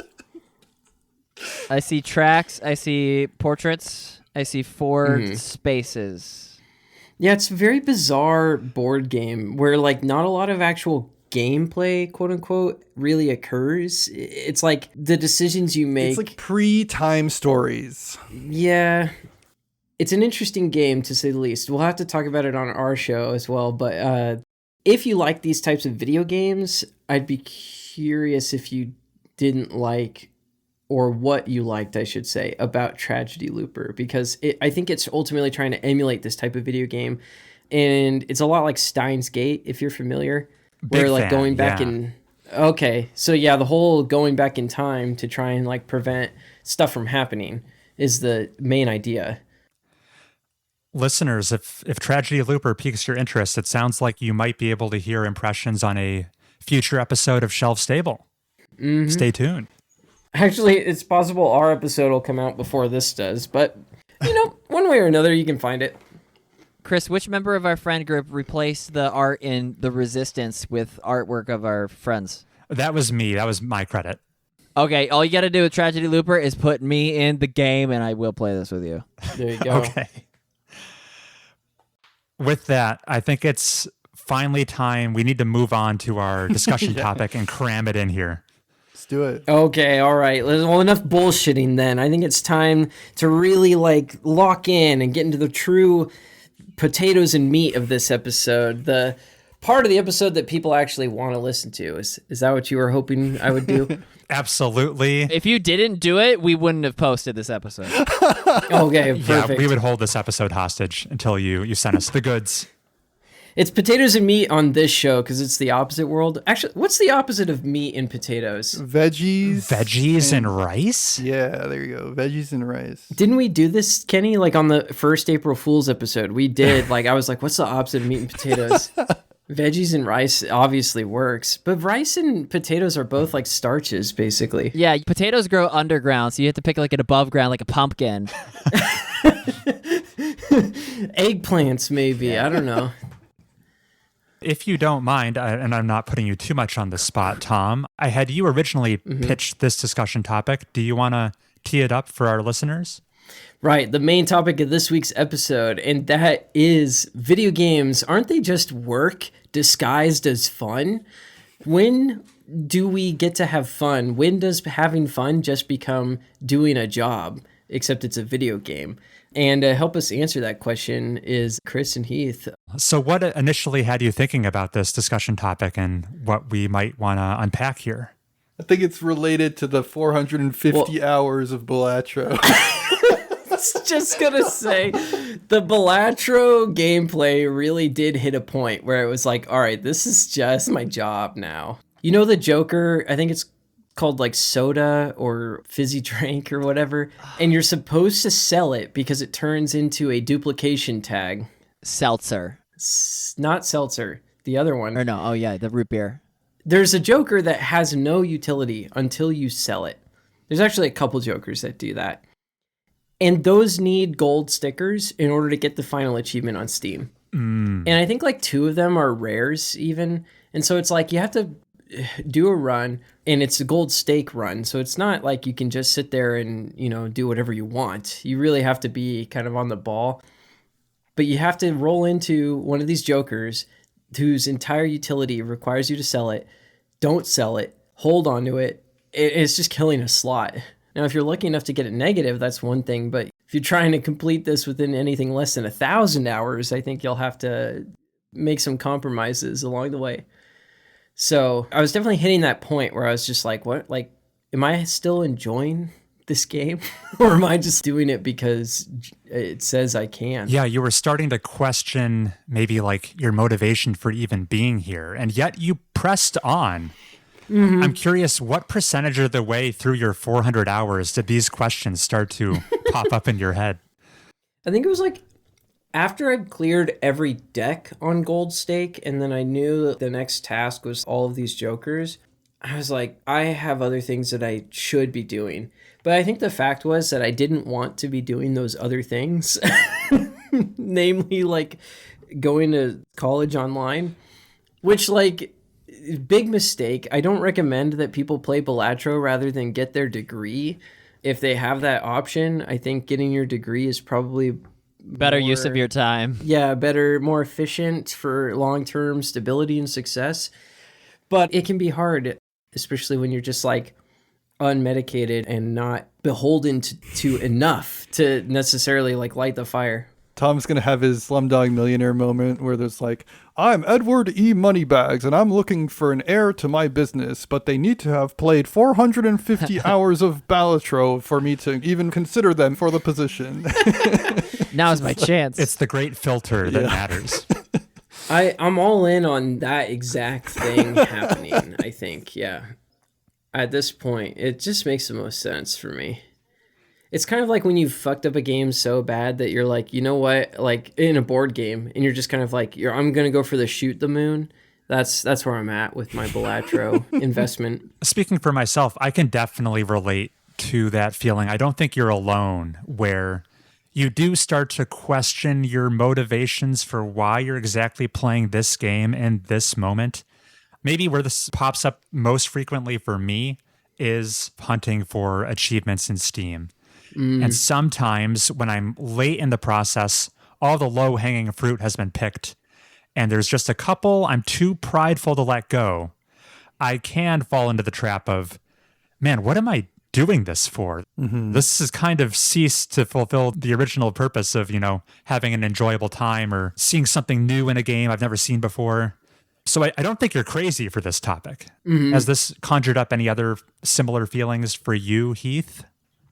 I mean, I'm lucky enough to be spared the fear of missing out on Steam achievements, but I'm also a Wilmot's Warehouse enjoyer. Wilmot's Warehouse is the box organizing game. They made a board game of it that's very different. I think it captures the spirit of the indie game, but it is completely different. It's a memory game, really, that you collaborate on. Kenny, where's your head on this? I'm kind of like Heath, where I don't find that urge to like chase these things. Or if I do and I feel like it's getting to a point where, like you said, Chris, you're like, what am I doing with it? I'm pretty good with just stopping. I think, especially if it's like a completionist kind of thing, it's kind of the Marie Kondo, right? Where it's like, if it's not bringing you joy, you can drop it. Where it gets annoying is when it's like a requirement to complete the game. Like not 100%, but just like actually make progress. Whether that be like a skill thing or you have to go around and do a chore. Like in a lot of like RPGs are guilty of this. Metroid Prime 4, gatekeeping the ending. Yeah, if you have to like collect a bunch of crystals to get to the boss. I just feel like there's a breach in trust that's happened between the person playing the game and the ones who created it. I guess what I'm saying is I don't feel this compulsion and I feel very grateful for not having it. But at the same time, when I'm forced to be put into it, it really annoys me. So it's almost like the inverse of like I gotta finish it. It's more like, I'm mad that I have to finish it. And when you're forced into it, it's often because the game is gatekeeping your progress otherwise. Correct. For me, there's a very different line drawn between optional things that you can do and things that feel like they're integral to the primary game experience.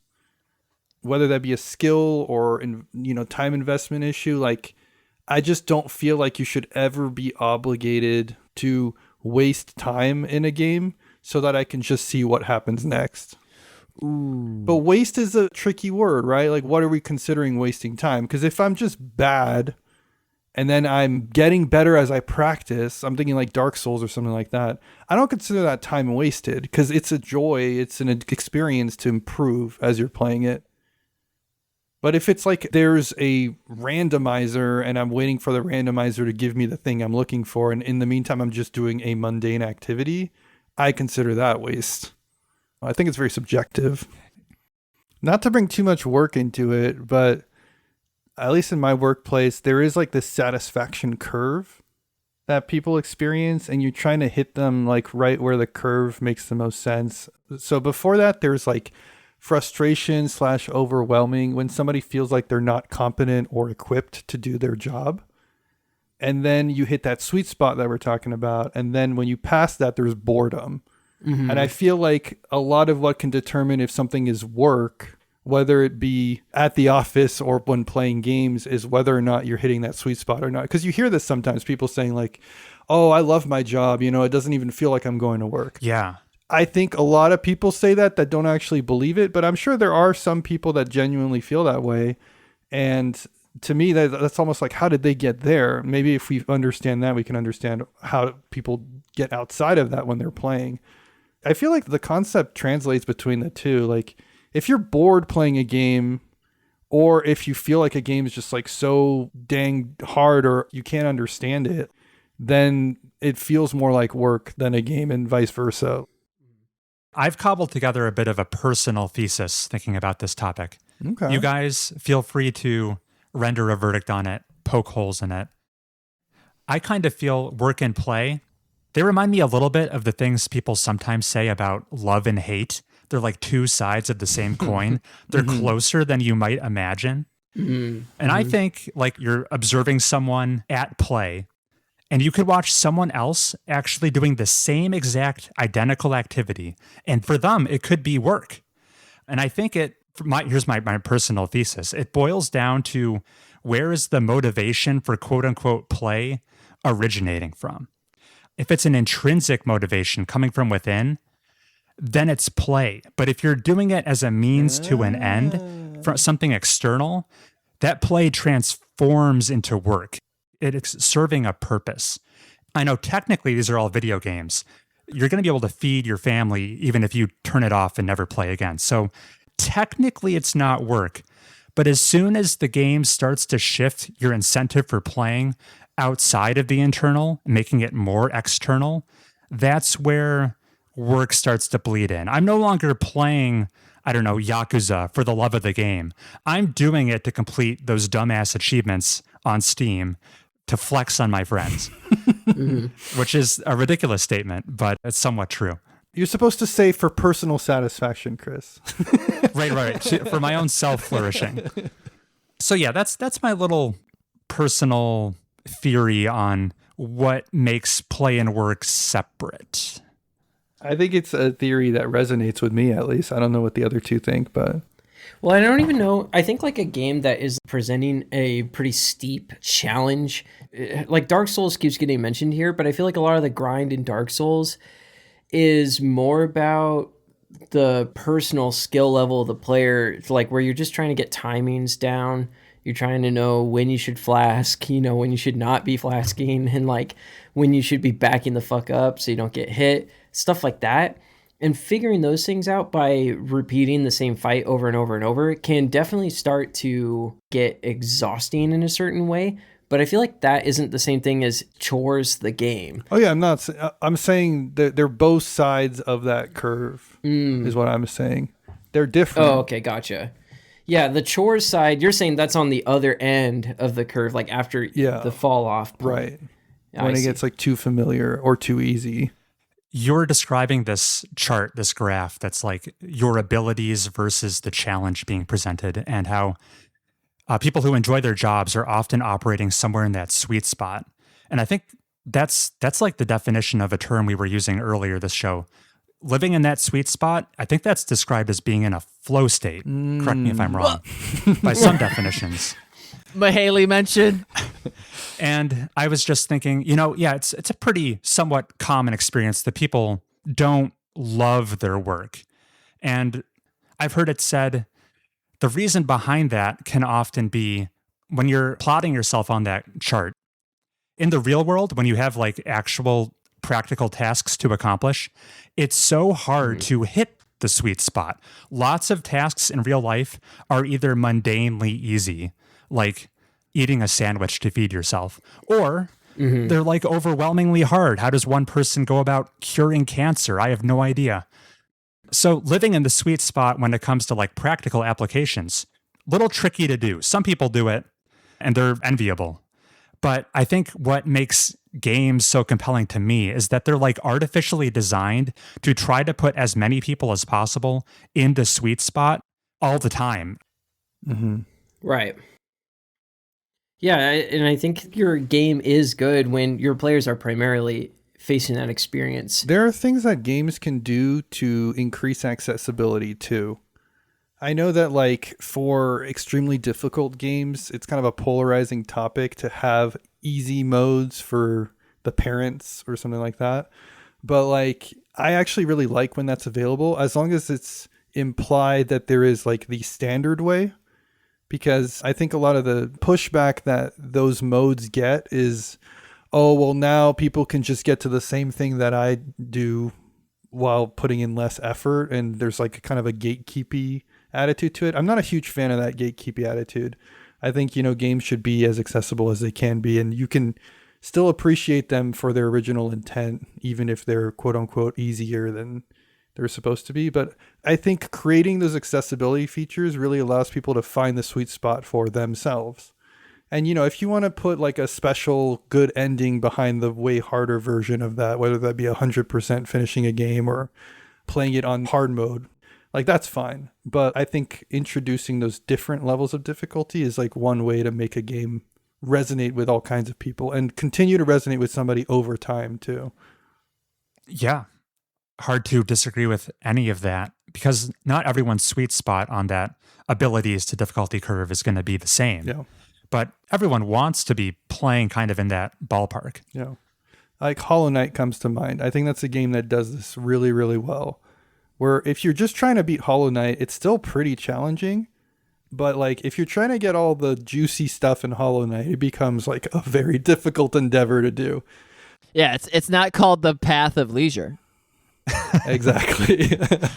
And on top of that, you have all the expansion content. There's just a lot that it never feels like it's force feeding you a level of difficulty, but at the same time, it's a game that has like really varying levels of difficulty accessible to it without you ever being like, oh, I'm playing baby mode or something like that. I like how Hollow Knight does it. And it's probably part of the reason that game has done so well. And the accessibilities options you're pointing towards, because I don't think it does traditional easy, medium, hard. No, it doesn't. Yeah. They're like the different badge configurations you can do, or what are you picking at there? They put the hardest stuff as the most auxiliary. You can finish the game on bad ending by playing a again, still challenging, but like relatively reasonable game. And then if you want to get all the unlockables, you have to face off against some bosses that are not even ones you'll encounter normally, but that are extremely challenging. Or, if you want to get at the badges that you're talking about, you basically have to go through these platforming portions that are incredibly tricky to a point where, you just instantly die if you make one mistake kind of thing. So for the player that's looking for that, they have that accessible and they get rewarded by getting secret endings and unlockable items that normally you can't get. But for the player who has a newborn, they're still able to play Hollow Knight and enjoy it and then watch the secret ending on YouTube. Mm-hmm. I definitely fell into that latter category. Yeah. You have a newborn? I did the baseline Hollow Knight and the optional stuff. Never saw it personally. Yeah. And the baseline is no joke. It's still really challenging.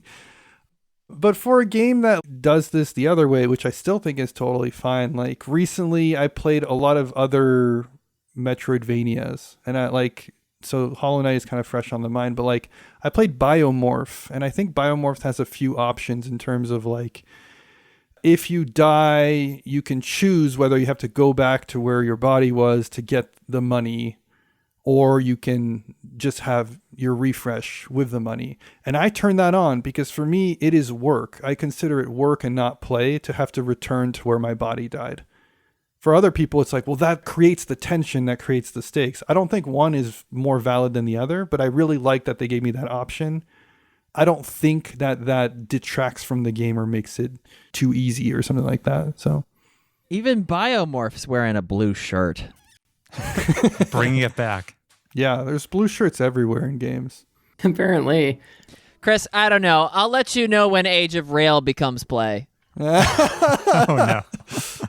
Hell yeah. It's been play from minute one for me anyway, but that goes to show how subjective the work and play dichotomy can be. Well, that's another thing, because we've been mostly talking in the frame of a game that you've already been playing that you more or less enjoy and it becomes work, or at least that's most of what we're talking about. Heath, what you're describing is like when a game just doesn't connect off the bat. I think that's another form of work. Doesn't connect figuratively and literally. I can't reach Johannesburg. You can't connect to the trains. They block me. My purple rail has nowhere to go. Yeah, I need one of you two to tell Kenny to fucking play this game with me because he keeps like side-eyeing me whenever I like bring it up at the game night. Oh, the reason I mentioned is because I thought you both loved it. I love it, but he hasn't played it yet. I've played other Cube Rails. I still haven't played Age of Rail South Africa. I think it's one of the Cube Rail greats. If you're a fan of Chicago Express, I am. don't sleep on South Africa. It's really good. All right, Tom, we're playing That's this. what I've been saying. Have you heard of our Cube Rail Kickstarter, Age of Epstein? Excuse me? Then you get the island expansion. Heath, what is it about that you feel like you're doing paperwork versus having fun? No, I kid. I just need to share more incentives and not invest my whole thing into something that could easily be scuttled or taken away or, you know. You're telling me that putting all of my time into Balatro on the hope that a magnanimous benefactor will come and pluck you from obscurity? No, you die on that hill, Tom. Oh, okay. And so it is a good at it. strategy, but similar strategies applied to Age of Rail don't seem to work out, it sounds like. Seemingly, no. Okay. There's a book, I don't remember what it's called off the top of my head, but I was reading that basically said like all video games are functionally work. And this is pretty much what Chris is saying, which is like we call it play when it's like work that we sort of designed for ourselves as a joke, right? Like they're two sides of the same coin. That is what Chris was saying, yeah. It's artificially designed to be that way. Yeah. Or so he And said. there's a book that explores that. I don't know if you've read that. I need to find out what this is called. What, Ready Player One? What are we talking about? It's pretty close. I think it's called Berserk, Heath. Yes, Oh, okay. Berserk. Okay. But I don't want to spoil anything, but there's a really sad part in that book. Don't spoil it. Yeah, I think they're on a boat the whole time. I found the name of the book, by the way. The book I was thinking of is called Reality is Broken By Jane McGonigal. by Jane McGonigal. Oh, you know. Yeah. I've given that a read. Cool. I read the first 2 chapters. Don't test me on it, though. Tom, are you not going to play the Balatro 1.1 update when it comes out this year? Oh, don't tell him. Oh, that's coming out this year? No, I've been waiting expectantly for that, honestly. There's probably like mods that I should play that I haven't even tried to explore. I don't know why I'm like allergic to mods. I've just never really done that. I do think that there's a trend maybe. I'm going to sound like a boomer right now. I do think that there is a trend in video games that Balatro has contributed to quite a bit of tricking people into doing something they think is play, but it's already become work. And it becomes more and more apparent the more you get into it. This almost like where the destination is the focus versus the journey. And as we all know, that's not how you do it. You flip it around. I even think back to like Destiny, right? The thing with Destiny, and I can't speak to other games like this because I pretty much only played Destiny. The thing with Destiny is that I enjoyed the core loop so much that I didn't mind grinding because of how fun the game was. Whereas like I instantly bounced off of RuneScape. I instantly bounced off of World of Warcraft. To me, the loop was not exciting. But the reason I stuck with Destiny, part of it was because of the temptation of the outcome or what you get at the end. What do you get at the end of Destiny? Loot. You know? All right. You get a sweet gun that looks like an anime character. But like Yeah. you're just having fun. You're having fun going pew pew, you know? Like I enjoyed the actual gameplay of Destiny. With Balatro, we get into an area where like some of the fun is the knowledge and building what it is, but so much of it is getting to the desired state of number getting big that you're like hyper focused on the number getting big versus even just enjoying what you're playing. And I think Balatro gets away with it because of how clever it is. But like, I'm thinking of like that narrative game where you're clicking a clicker and there's like a pervert staring at you and you have to keep clicking the clicker and you get to a certain number. He says a new line of dialogue. Do you know what I'm talking about? I'm furiously searching, Pervert video game. watching. That's what he's Googling. Sounds like a banger. Clickholding, which is a pun on cuckolding and clicking. Great title. But it's a narrative-driven game where you're like, what the heck is this? I'm in a creepy room with a person with a mask over their head that's saying, keep clicking. And you click, and that's like the whole game. There's an interesting narrative aspect to this of you being your own thoughts while you're clicking, thinking about your life choices, playing this game. But to me, it just gets into a territory where you're almost like baited to be spending your time on this for whatever's going to happen next. I feel like a lot of horror games do this too. Like I'm talking about like this new wave of like the Five Nights at Freddy's, not really like Amnesia: The Dark Descent, but like Oh, Phasmophobia. just these games where like so much of it is on this like very loosely put together lore. Lethal Company. Lethal Company and Phasmophobia are like those are good ones. those are good examples of games that piss me off. Do tell.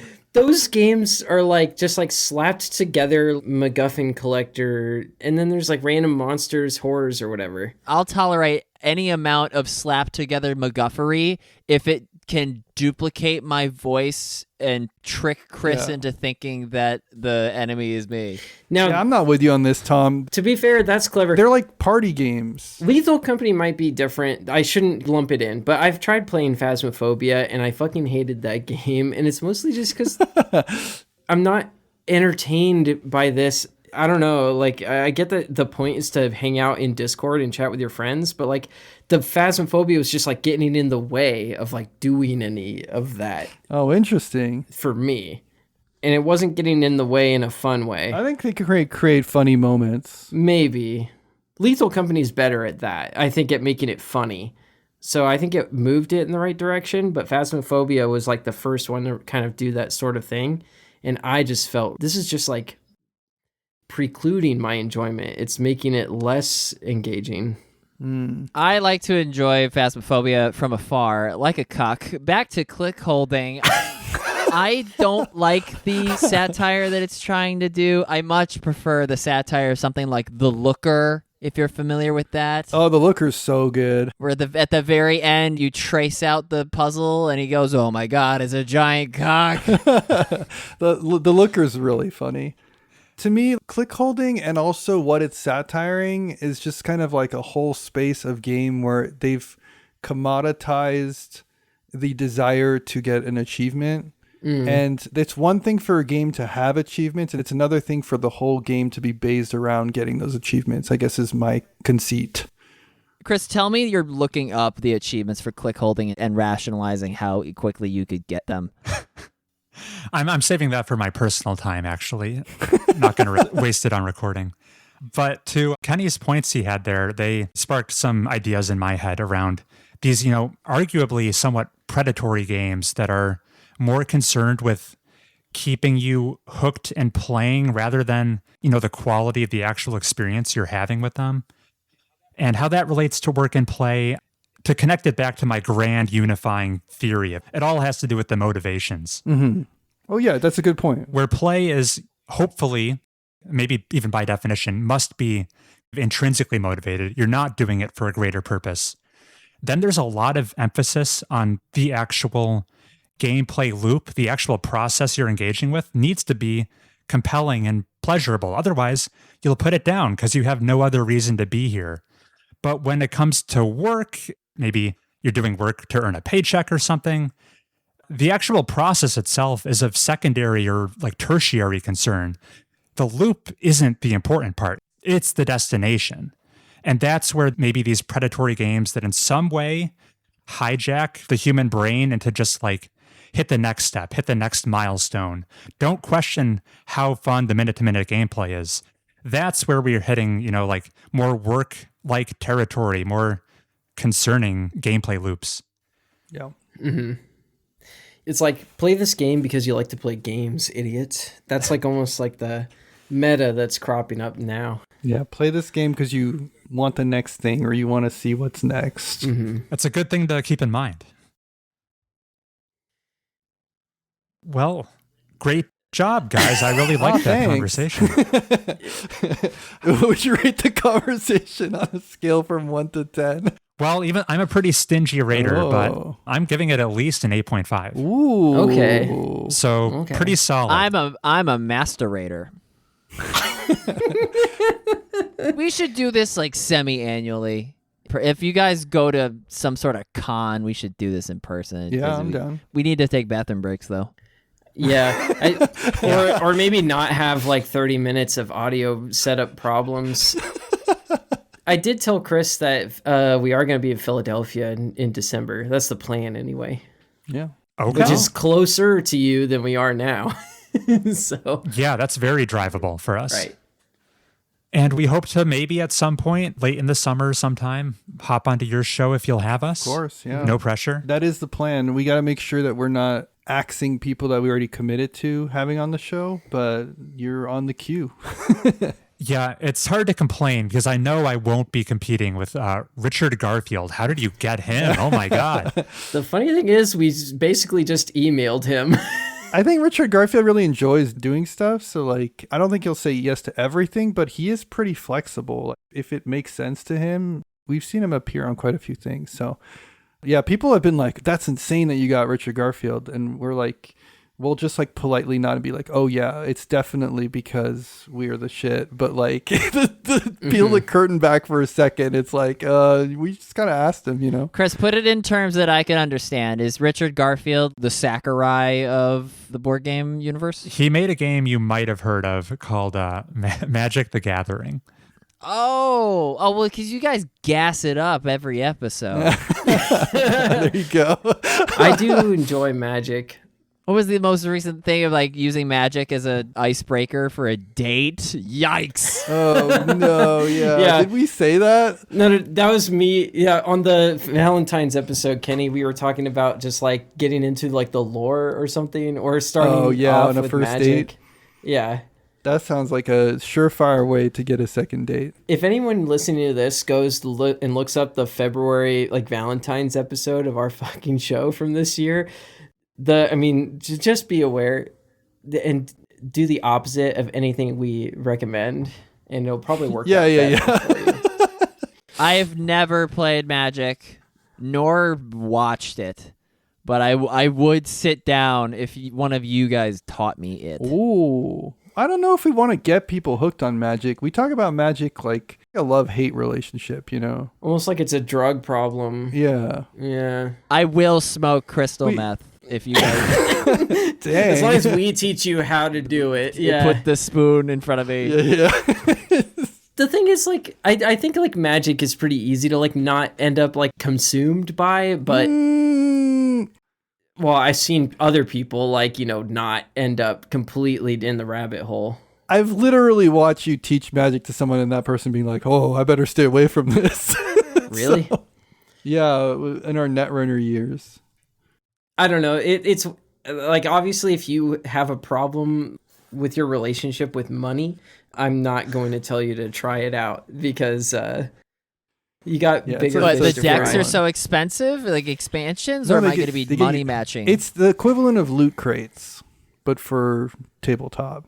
Booster packs? Yeah, the booster packs. Okay. And it's just so easy to get caught in that model. And then they do all the other stuff, right? They release a new set like every 2 months, and you're like, I'm not going to do that one. But then they do one thing, and you're like, oh, maybe I will do that one, you know? Oh, I'm okay. also just like, even if you just kind of wanted to have something that was like a pull it out of a box as if it were a board game, in order to get that in a satisfying level from Magic, you're talking about like $200 to $300. And not just the money spent, but even just sort of like the meta knowledge that you must acquire and sort of walk through to create a cube. Like, you're just way better off if you learn how to play it so that you can play it with your friend who owns it if you wanted to keep it at arm's length. But obviously, like, you know, if you have the wherewithal to dive into it, why should I stop you either at the same time? I don't know. I will take this tepid praise, and I won't tell Richard. Yeah, there you go. It just has an accessibility problem. All right, sorry. Yeah. Whole tangent. No worries at all. As we wind down this episode, I have to once again thank our special guests, Tom and Kenny. It was an absolute pleasure having you on. Thanks for having us. Why don't you go ahead and plug your show one more time? It's Shelf Stable, a board gaming podcast. You can find us pretty much on any podcasting app or platform. You can find us on YouTube too, if you don't have one of those platforms. But yeah, like I think Spotify and Apple are the big ones. Find us anywhere you get podcasts, looking up Shelf Stable. You can also check out our website, shelfstablecast.com. Yeah. We got stuff. We talk about board games, you know, that's the thing. So if you like video games, in case you've never played a board game, there's not necessarily a lot of crossover, we'll admit. We have timestamps, so if you enjoyed us on Mobius Tubes, but you're not really into board games, what you can do is you can play the episode every week, listen to the opening banter, and as soon as we start talking about board games, you skip to the meat and potatoes, the main topic. And there you go. You've got all the sections that are like worth your time, because we get more into specific games otherwise. And I think the idea is like, as people listen, they'll get more and more into the games too. And so hopefully listen to the whole thing. But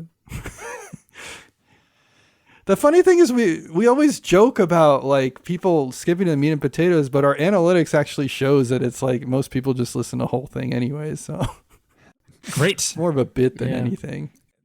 Yeah, it was all based on a lie. It's all a lie. You found out here. The truth comes out.